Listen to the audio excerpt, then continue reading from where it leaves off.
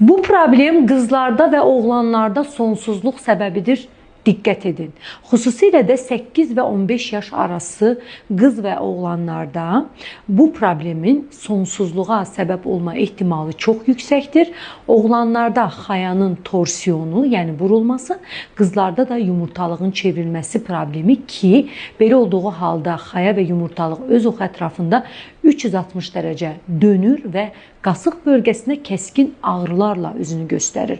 Bu yaş qrup uşaqlarda o bölgədə olan dəri səviyyəsində görünən qızarıqlıq, şişkinlik olmadan belə baş verən ani və kəskin ağrılar, ağrı kesici ilə sakitləşməyən ağrılar varsa mütləq gec qalınmadan həkimə müraciət edilməlidir və 4-6 saat ərzində bu problemə cərrahi müdaxilə olunarsa sonsuzluq riskindən qaçmaq mümkündür.